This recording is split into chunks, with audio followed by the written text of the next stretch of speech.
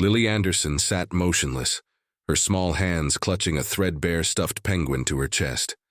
The courtroom was cold and quiet, too quiet for a place that had just shattered a little girl's world. She was only 8 years old, but the words from the judge struck her like thunder. The court finds the deceased, Major Thomas Anderson, guilty of treason against the United States of America. A collective gasp rippled through the room. Then silence. Then disbelief. The man who once led soldiers through enemy fire, now condemned by his own country. Had he lived, the judge continued, the sentence would have been death. Lily's knees buckled as she stood. Her voice cracked, but the rage in it was unmistakable. "My daddy is not a traitor," she screamed, tears streaking down her freckled cheeks. "He died a hero. He protected us." The judge's gavel slammed against the bench, the sound harsh and final, but it couldn't drown out her sobs. Beside her, Rex, a muscular German shepherd with intelligent, alert eyes, let out a low growl. His gaze locked on a group of uniformed men sitting in the front row, officers who had once saluted her father. Now they sat stiff, their expressions unreadable, all except one, Colonel James Harrison. He stared at Lily, his face caught between pity and something colder, something calculating. "Court is adjourned," the judge announced, as if that were enough to close the chapter on a man's life and everything he'd lived for. But for Lily, it wasn't over. The name Thomas Anderson had once echoed with pride through Fort Courage, Virginia. Soldiers spoke it with reverence. Neighbors spoke it with admiration. His face had been on recruitment posters, on military awards, in the hearts of the people who called this patriotic town their home. Now that same name was draped in disgrace. The gavel may have fallen. People may have turned away. But something in Lily's heart refused to break. Something still burned, quiet and stubborn. A belief that her father hadn't betrayed his country, that he had instead been betrayed. And Rex hadn't growled like that since the war. That day, as the courtroom emptied and the whispers began, a story had already started, one far greater than a military trial. A story of secrets buried, loyalties tested, and a little girl who would not forget the sound of her father's voice or the truth he died trying to protect. Because sometimes, justice isn't what's handed down in a courtroom. Sometimes, it begins with a growl and the unshakable loyalty of a dog who remembers everything.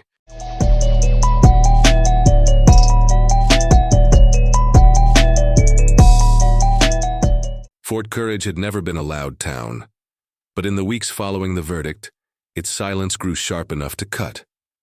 Once neighbors would wave from their porches, crossing the street to chat with Eleanor Anderson, Lily's grandmother, or to ruffle Lily's golden hair as she rode her bike down Liberty Lane.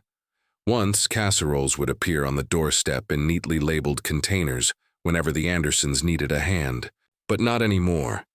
Now, when Lily and her grandmother walked to the mailbox, they felt eyes peeking through curtains. Some looked away. Others didn't bother to hide their judgment. The whispers came not from behind backs, but in plain daylight.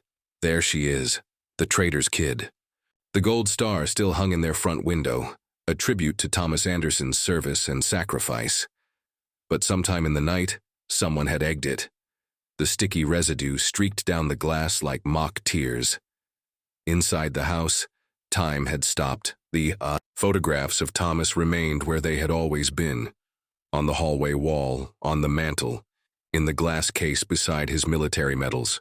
In one, he wore full-dress uniform, a proud smile beneath his cleft chin. In another, he cradled baby Lily in fatigues, his face softer, tired, but alight with love. The military had asked for these photos. As evidence, they said. Eleanor had refused. "If you want to erase his legacy," she told them, "you'll have to start with someone else's memories." Her voice hadn't wavered then, but it did now. Every time she answered the phone, another investigator, another request. To search the house, it trembled slightly. Eleanor had aged years in weeks. Her silver hair, once curled and clipped, was now hastily tied back. her shoulders hunched from an invisible weight. Only Rex remained unchanged. The German Shepherd had belonged to Thomas, a military working dog, trained in explosive detection and combat response. Rex had served beside Thomas in Iraq and Afghanistan. After Thomas's death, Rex had been officially retired and transferred to the Anderson family. Lily didn't understand the paperwork, but she understood loyalty. Rex never left her side. He slept at the foot of her bed, patrolled the halls at night, and positioned himself between her and the door whenever someone knocked. He didn't bark, not unless he sensed danger. But when Colonel Harrison visited, Rex's reaction changed. Each time Harrison walked through their door, all Southern charm and solemn condolences, Rex would grow rigid. His dark eyes locked onto the colonel with unblinking focus. His ears stayed forward, alert. Once he even let out a low, throaty growl that made Harrison flinch, just for a moment, before he smoothed his features and reached to pat Rex's head. The dog didn't bite, but he didn't blink either. That afternoon, Harrison had visited. Again, he wore the same dress uniform from court, his medals catching the light in gleaming rows. He removed his cap respectfully at the door. "Eleanor," he said, softening his voice, "I came to check on you." "And Lily." Eleanor stepped aside. Rex stood between the colonel and Lily, tense but obedient. Harrison's smile was practiced, his gaze flickering once, almost impatiently, at the dog. "I'm sorry for today's outcome," he said, settling into Thomas's favorite armchair without waiting for permission. "It's not what any of us wanted, but the intelligence reports were clear. I pushed back, believe me, but even I couldn't fight the evidence." Lily stood just inside the hallway, her stuffed penguin tucked beneath one arm. She stared at him, unmoved. "My daddy wasn't a traitor," she said. Harrison's face tightened momentarily. Then it softened again, like a mask being adjusted. "Sometimes, Liliad," he said, using the nickname her father had given her. "Even good men make terrible mistakes." "Thomas never made mistakes on mission," Eleanor said quietly. "Not once in 20 years. The colonel leaned forward. "The investigators will be back tomorrow," he said. "For your own good, for Lily's future, you should cooperate, fully. That starts with removing your son's personal effects. Some of them may contain classified material. You don't want any more trouble." "Those belong to Lily," Eleanor said, sharper now. "They may also contain material that could further damage your family's position," Harrison said, rising. "Think about it. I'm trying to protect you." Before he left, he turned back. "Oh," he added casually, "the memorial plaque with Thomas's name at the base entrance, it's being removed tomorrow. I thought you should hear it from me first." The front door closed with a final click. Later that night, after Eleanor had retreated to the kitchen to make tea she wouldn't drink, Lily wandered into her father's office. The room had been left almost untouched. His coffee mug still sat. On the desk, a half-finished crossword puzzle folded beneath it. The chair smelled faintly of his aftershave, a scent that made Lily's chest ache. Rex padded softly behind her, his claws ticking on the hardwood. "They're trying to erase Daddy," Lily whispered, her small fingers trailing across the nameplate on his desk, like he never existed. Rex pressed against her leg, a soft whine building in his throat. Later in bed, Lily read the letters her father had written to her from overseas. His handwriting was bold, slanted, full of purpose. In one he'd written, "Always do what's right, Liliad. Even when it's hard, especially when it's hard." Outside, a car drove slowly past the house. For the third time that evening, Rex raised his head, ears twitching. Then came a low growl. Downstairs, Eleanor's voice echoed from the kitchen, tense, clipped, barely holding steady as she spoke into the phone. Lily couldn't sleep. At midnight, she awoke to the sound of footsteps in the hallway. Heavy, not Nana's. Rex was already standing at the door, alert. The steps paused outside Thomas's office, then continued downstairs. In the morning, nothing seemed out of place. But Lily knew. Someone had been looking for something. Rex knew too. That morning, Nana called the school and claimed illness. She couldn't bear to send Lily into the field of whispers and pointed fingers. Instead, she cleaned, a futile flurry of motion against the growing weight pressing in on them. Rex paced, back and forth between the front door and the office. He stared at Lily, then nudged her. Back to the office. Back again. "What is it?" "Boy?" she asked, scratching behind his ears. "What are you trying to say?" He whined, then scratched at the door. Lily remembered something. Her father, kneeling beside Rex in the backyard, the sun warm, his voice low. "Pay attention, Liliad. Rex doesn't do anything without a reason. He's smarter than most people I know." That day, Thomas had demonstrated Rex's training, how the shepherd could sniff out explosives, alert to danger, find things hidden even from sight. Lily stared. At the dog. Then at the office door. "I'm not supposed to go in there without Nana," she whispered. Rex whined again, more urgently. A decision formed, small, scared, but certain. She turned the doorknob.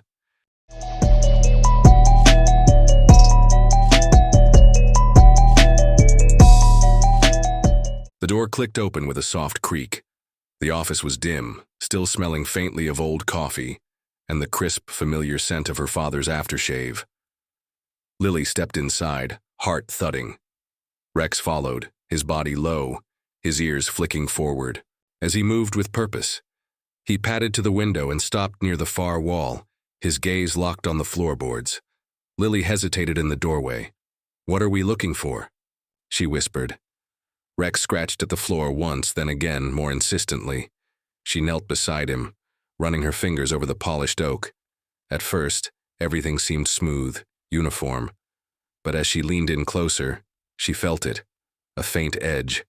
One board wasn't quite flush with the others. Her hands trembled as she pressed the corner. To her surprise, it gave slightly under her touch. With effort, she wedged her fingers into the gap and pulled. The board lifted, revealing a shallow space beneath. Inside sat a small black metal case, cool and heavier than it looked. A combination. Lock held it shut. Lily tried her birthday, 042, nothing. Her mother's?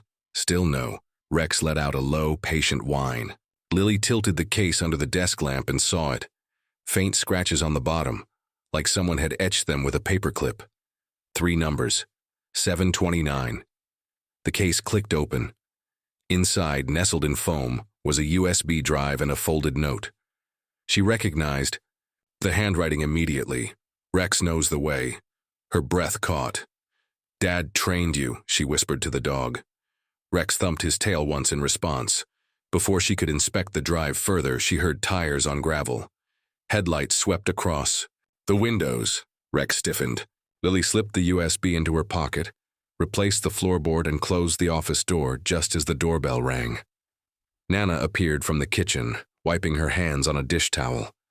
Her face froze when she saw Lily in the hallway. "I was just... Go. Upstairs," Nana whispered urgently. "Now!" From the top of the stairs, Lily watched as Nana opened the door. Colonel Harrison stood on the porch in full uniform, flanked by 2 military police officers. "I apologize for the late visit," he said, voice smooth. "But we've received new intelligence suggesting Thomas may have hidden classified material. The house, we need to search the premises." "You have no authority," Nana began, but Harrison held up a document. "I have authorization from the Joint Chiefs. Please don't make this more difficult than it needs to be." Lily retreated to her room. Rex followed silently, his ears alert. She hid the USB in her sock drawer, buried beneath layers of tights and forgotten holiday socks. Then she climbed into bed, clutching her stuffed penguin, and tried to look sleepy when the knock came at her door. Colonel Harrison entered, his expression soft, almost fatherly. "Liliad," he said, using her father's name for her again. "We just want to make sure your daddy didn't leave anything dangerous behind." "My daddy would never hurt us," Lily replied, eyes wide and unblinking. Harrison's smile faltered. "Of course not. He left soon after." Only when the last of the military vehicles had pulled away did Lily creep downstairs. The house was a mess. Drawers left open, cushions flipped, Nana sitting amid the disarray with tears streaming down her face. They had no right, she whispered. No right at all. What were they looking for? Lily asked, though she already knew. Nana didn't answer. That night, Lily made a decision. She needed help. Someone who wasn't afraid of Colonel Harrison. Someone her father had trusted. I want to talk to Captain Mitchell, she said. Sarah? Why? I trust her. The next morning, Lily went to school wearing her best dress. Nana said, "We don't hide from gossip in this family." So Lily held her head high as she boarded the bus. The other children whispered. She could hear them. Spy kid. Traitor's daughter. At lunch, she sat alone until a girl approached. Emma Cooper, daughter of Lieutenant William Cooper. "My dad says your dad was a hero," Emma said, sitting down beside her without asking. "He says adults sometimes get it wrong." Lily blinked. Back tears. "Thanks. If you ever need help," Emma added, sliding a folded paper across the table. "Call my dad, but not from your house phone. Use this number. It's special." Before Lily could respond, Principal Whitman appeared, summoning Emma for a dentist appointment. Emma squeezed Lily's hand before leaving. "Remember what I said." When school let out, Captain Mitchell was waiting by her car. "Your grandmother called," she explained. "Asked if I could bring you home. She's not feeling well." Lily's stomach twisted. "Is she okay?" "Just tired," Mitchell assured her. Stress. At home, Rex circled Nana, whining, then turned to Lily, urgent. He pulled her sleeve gently, guiding her toward the office. Captain Mitchell noticed. "He's trying to show you something." "I already found it," Lily said quietly. She reached into her pocket and revealed the USB. Mitchell's eyes widened. "Where?" "In Daddy's office, under the floor. Rex showed me." The captain turned the drive over in her hand, her expression cautious. "We shouldn't open this here. Is there a library nearby?" 30 minutes later, they were in the back corner of Fort Courage Public Library. Captain Mitchell plugged the USB into a public computer and began typing. "It's encrypted," she muttered. "Try 729, Lily suggested. That was on the case. No luck. Maybe it's a word. Lily thought of her father's letters, his favorite saying, his final gift. Try penguin. The screen unlocked. They stared in silence at the files. Technical documents. Financial records. Communications with foreign agents. Every document bore Harrison's signature. "There's a recording, too," Mitchell said. But before she could play it, a voice interrupted them. "Sarah," said Lieutenant Cooper, appearing beside their table. "We need to talk."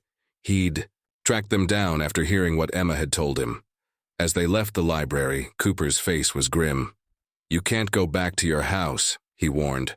"Harrison has eyes everywhere." Mitchell nodded. "We'll go to your cabin." They drove through the night deep into the Virginia woods. The cabin was isolated and primitive, but safe. As they huddled around a secure laptop, Cooper and Mitchell studied the files. The evidence was overwhelming. Harrison had been selling weapons to enemies of the United States. Thomas had found out and tried to report it but was silenced. "There's more," Cooper said. "A recording, but it was password protected." Lily stared at the screen. A question appeared. "What did we see at Gettysburg?" Her heart raced. "A red fox," she whispered. "Daddy said it was good luck." Cooper typed it in. The recording played. Her father's voice, calm and steady. "This is Major Thomas Anderson. I've been tracking unauthorized weapons transfers. Harrison is behind them. If you're hearing this, I didn't make it back." The message continued with damning details. Transaction logs, account numbers, names. Captain Mitchell's expression turned cold. "We need to get this to the Department of Defense." Cooper agreed. "I'll take it. You protect Lily." He handed Lily a small key. "If something happens to me, this opens a safe deposit box. Box 729, in Richmond." Then headlights appeared through the trees. "They found us," Mitchell said. What followed was a blur of motion, hiding in a hunting. Blind, splitting up. Rex guiding Lily through the dark, somewhere in the woods. A gunshot rang out. They didn't know if Cooper made it out alive, but one thing was clear. They were no longer just uncovering the truth. They were now running for their lives with the only evidence that could clear her father's name and expose a conspiracy far greater than anyone had imagined.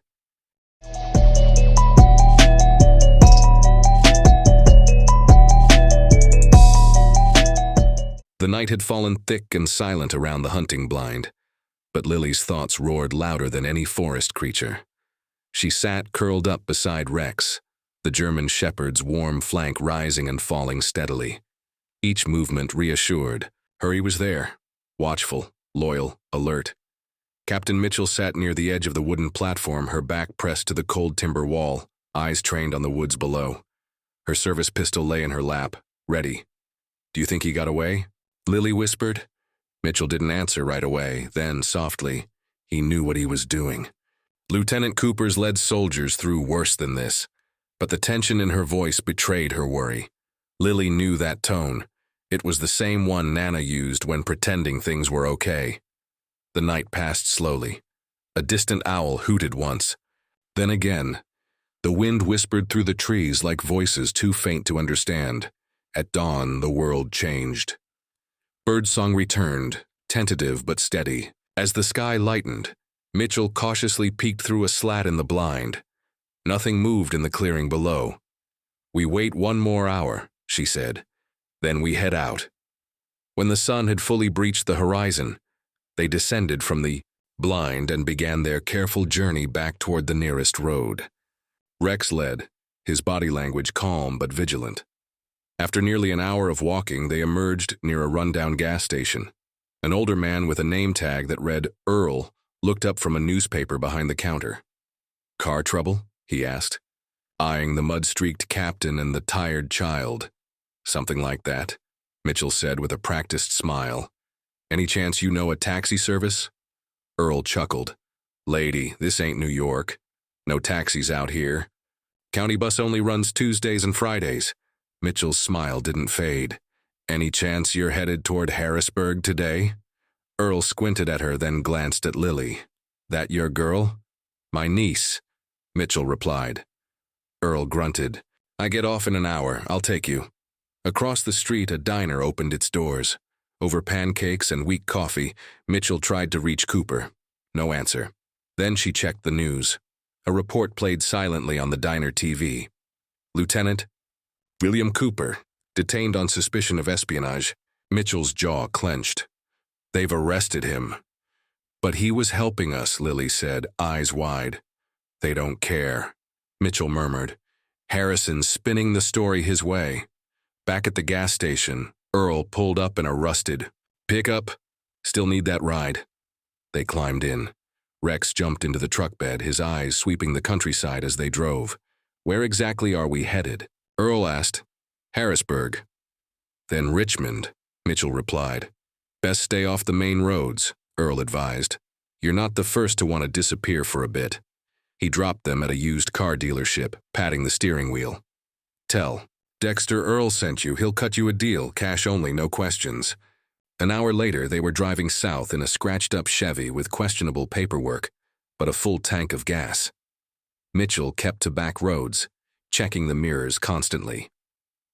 Lily sat in the passenger seat, Rex behind her, chin resting on the windowsill. They spoke little. At a small roadside market, Mitchell bought sandwiches and a bottle of water. While she paid, Lily wandered toward a rack of newspapers. The headline made her stomach drop. "Military corruption probe expands. Captain Sarah Mitchell sought for questioning." The front page photo showed Mitchell in uniform. "Captain," Lily said urgently, showing her the paper. Mitchell's face didn't change as she tucked the newspaper under her arm and ushered Lily back to the car. Only when they were back on the road did she speak. "We're fugitives now." "But that's not fair," Lily said. "No, it's not. But Harrison's rewriting the story before we can tell the truth. They couldn't go to the bank. Not now. It would be watched." Instead, they turned onto a dirt road leading into the Jefferson National Forest.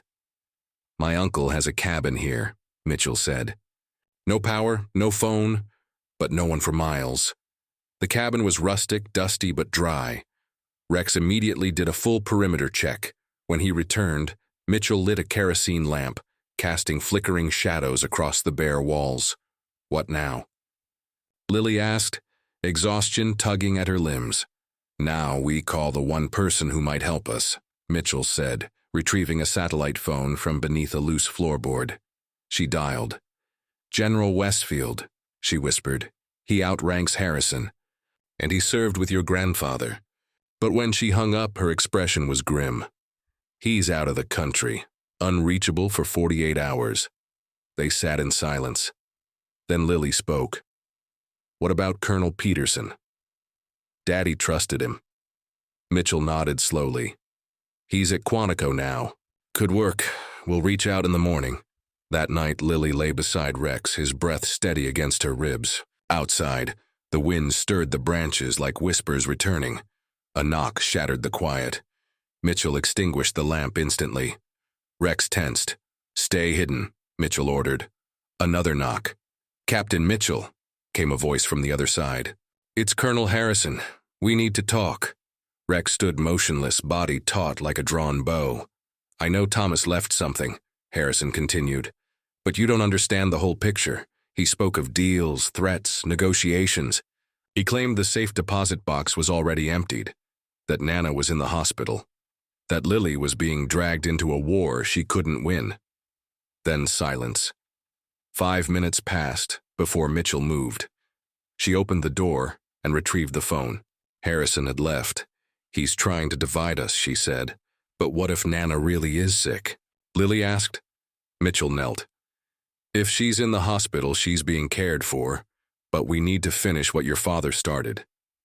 Lily nodded slowly. Then we need to find more evidence. Daddy wouldn't put everything in one place. Mitchell's eyes lit up. You're right, and then a rustle outside, a shadow. Rex didn't growl. He wagged his tail. Mitchell peered out. It's Colonel Peterson. The door opened, and the older man stepped inside. Silver hair, sharp eyes. He took in the scene, then looked at Lily. You must be Thomas's daughter, he said softly. You have his eyes. They told him everything. Peterson's face darkened as he listened. Harrison has convinced the Joint Chiefs that Thomas was part of a spy ring, he said. He's using his death as a smokescreen for his own crimes. Mitchell handed over the USB. We have some evidence. Peterson scanned the files quickly. Not enough, we need more. Then he turned to Lily. Your grandmother is at Fort Courage Hospital, stable, but Harrison's calling you a kidnapping victim. We don't have much time. Lily didn't hesitate. We need to go home. Mitchell stared. You mean back into Fort Courage? He'd never expect it, Peterson mused. It might just work. They laid out a plan. Return under cover of darkness, get the last piece of evidence, if it was still there, if Harrison hadn't found it already. Lily curled against Rex once more as the fire died to embers. Her father's words echoed in her head. Do what's right, Liliad, even when it's hard. Especially when it's hard, she whispered into Rex's ear. We're going home.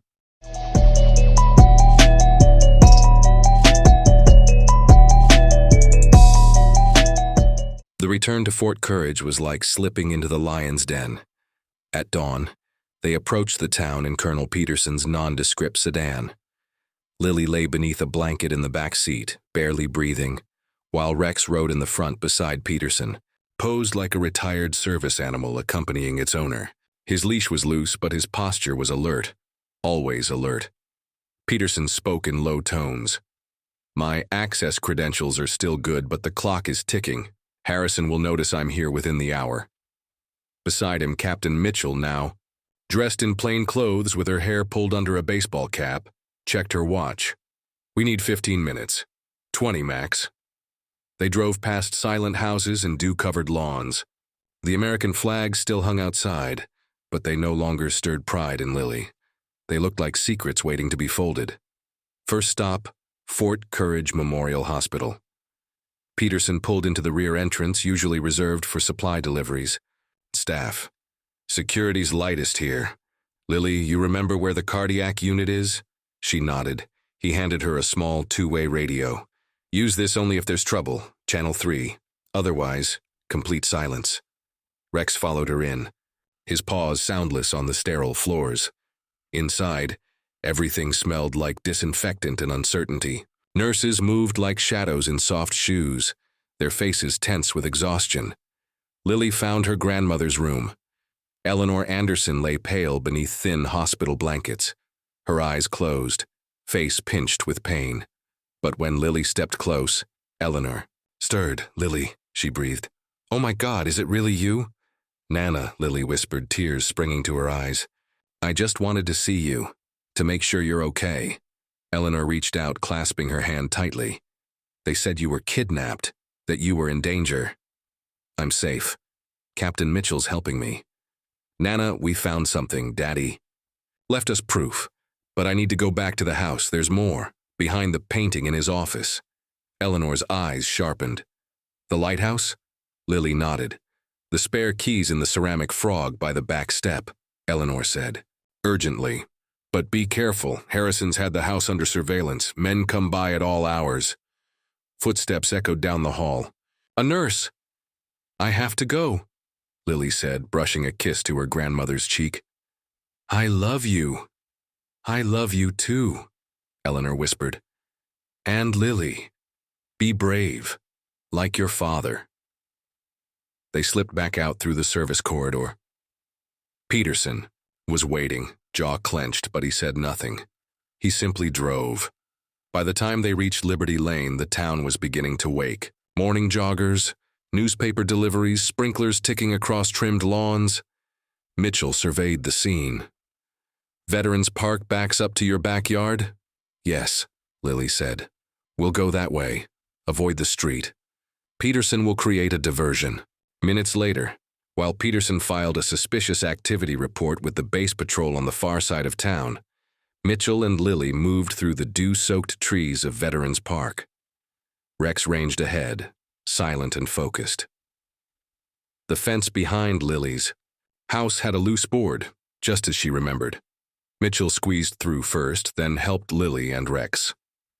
The house stood quiet in the golden morning light, but it didn't feel empty.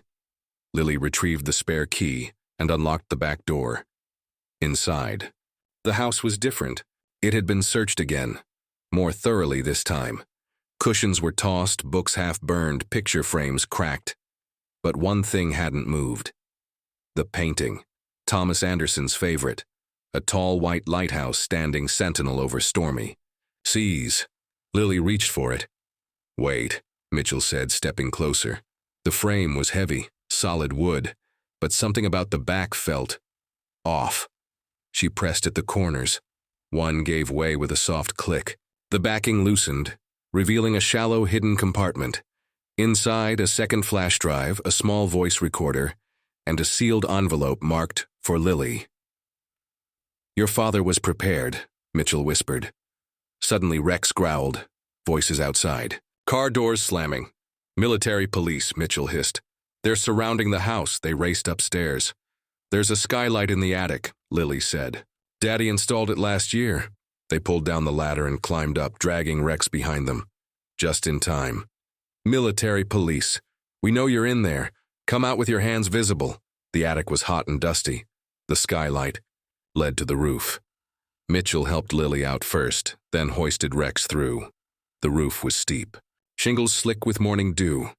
Below, black SUVs and military trucks boxed in the house. Officers swarmed the yard.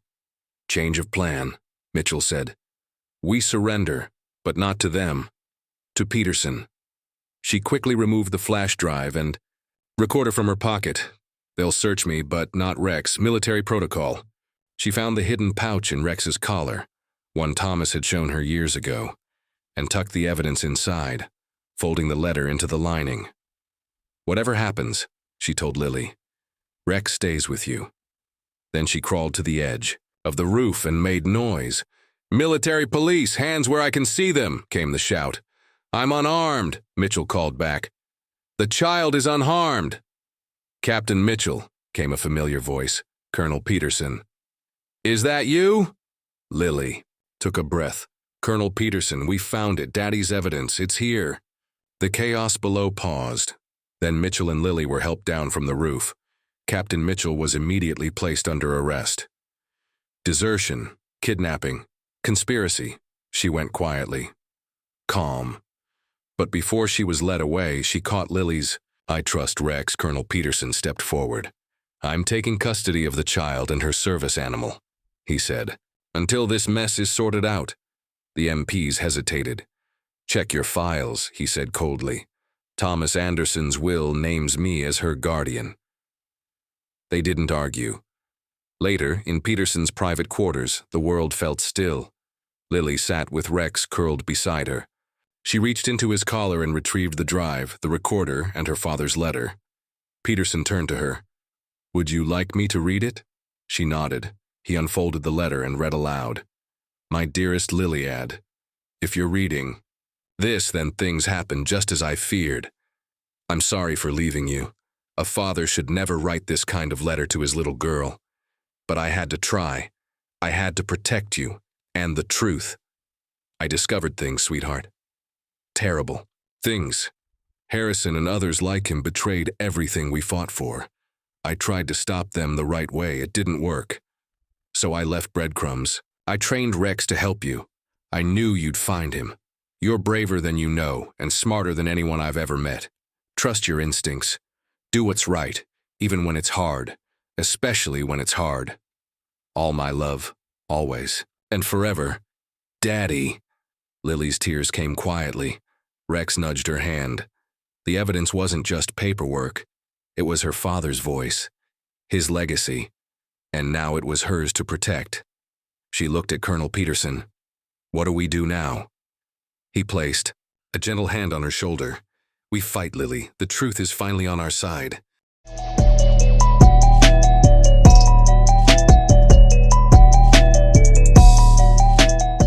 The storm hadn't ended. Even with the evidence secured, even with Colonel Peterson stepping forward as an ally, Lily knew the fight was far from over. The truth was a fragile thing. Powerful, yes, but easily buried beneath headlines, distractions, and silence. Captain Mitchell sat in a holding cell, her future uncertain.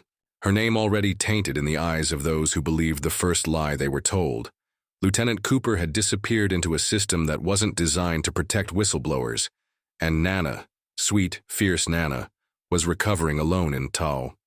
A hospital bed, her granddaughter branded a fugitive. But Lily wasn't running anymore. She sat at Colonel Peterson's desk, Rex at her feet, as the audio recordings played again. Her father's voice echoed through the room. Not just data now, not just evidence, but testimony. A living, breathing account of what had been done in secret and who had tried to stop it. "I believe this deployment is an attempt to silence me," her father's voice said. "If you're hearing this, my suspicions were likely correct." And then, the line that always stopped her cold. "Protect my family. Harrison won't stop at me." Colonel Peterson stood behind her, arms crossed, face grim. "We'll bring this to the Inspector General by the end of the week. I'll leverage every favor, every connection I've earned in 30 years of service." Lily looked up at him. "But what if Harrison already knows we have it? What if he moves first?" Peterson didn't flinch. "Then we'll move faster." Rex lifted his head, ears twitching toward the door before it even knocked. One of Peterson's aides entered. "Sir, you're wanted on a secure line." Peterson nodded, turning to Lily. "Stay here. I'll be right back." As the door closed, Lily turned back to the screen. The last recording, Harrison's voice raw and venomous, hadn't been played in full for Peterson yet. She hesitated, then pressed play. "He's a problem. Anderson. We put him on point so the resistance would do our work for us. If it doesn't, clean it up. No body, no questions." Lily's hands clenched into fists. Her father hadn't just died. He'd been erased. On purpose, but not anymore. Not as long as she could breathe. Not as long as Rex kept standing guard beside her. Not as long as someone, anyone, believed in truth over power. This wasn't over. In fact, the next chapter was only just beginning. because Harrison wasn't just a villain, he was cornered, and when the walls finally closed in, Lily would be there, to see it, to finish what her father started and make sure no one could bury it again. To be continued. What's hidden in Box 729? Can Captain Mitchell survive a court-martial? And when Harrison strikes back, who will pay the price? Subscribe to join Lily and Rex in the next chapter of their fight for truth. The battle is only beginning, and the evidence is still burning.